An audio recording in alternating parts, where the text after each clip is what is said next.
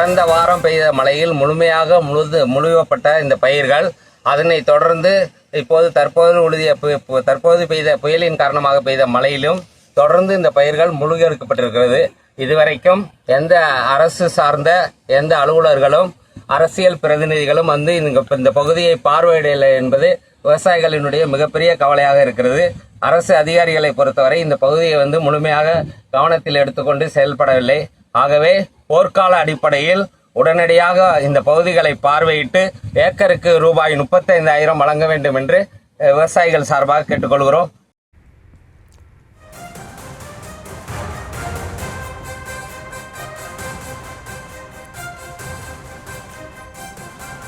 அண்மை செய்திகளாக பார்த்து வருகிறோம். திருவாரூர் மாவட்டம் மன்னார்குடியில் நெல் வயலில் வெள்ளம் தேங்கியதால் ஏரி போல காட்சியளிக்கிறது. இது தொடர்பாக எமது செய்தியாளர் மதிராஜா அவரிடம் தகவல்களை கேட்டு பெறலாம். வணக்கம் மதிராஜா, அங்கிருக்கக்கூடிய தற்போதைய சூழல் என்னவாக இருக்கிறது? விவசாயிகள் என்ன கோரிக்கை முன்வைக்கிறார்கள்?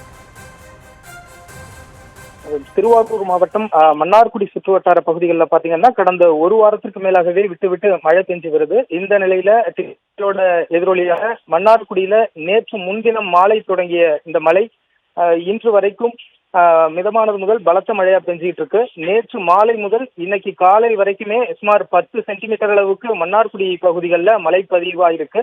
இதனால மன்னார்குடி அருகே சுமார் 3000 ஏக்கர் பரப்பளவுல சம்பா மற்றும் காலடி பயிர்கள் நீர்ல மூழ்கி இருக்குது.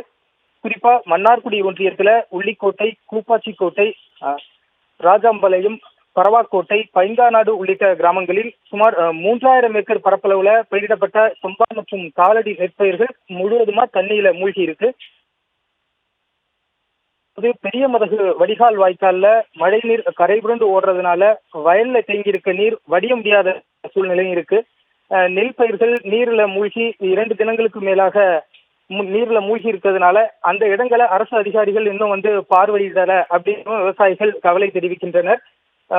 விவசாயிகளின் வாழ்வாதாரம் இந்த தொடர் மழையால பயிர் மூழ்கி இருக்கிறதுனால விவசாயிகளோட வாழ்வாதாரம் கேள்விக்குறியா இருக்குன்னு சொல்றாங்க. இதே போல நிவாரணமா இவங்க ஏக்கர் ஒன்றிற்கு 35,000 ரூபாய் தமிழக அரசு வழங்க நடவடிக்கை எடுக்க வேண்டும் அப்படிங்கிறதும் இந்த பகுதி மக்களோட கோரிக்கையா இருக்கு.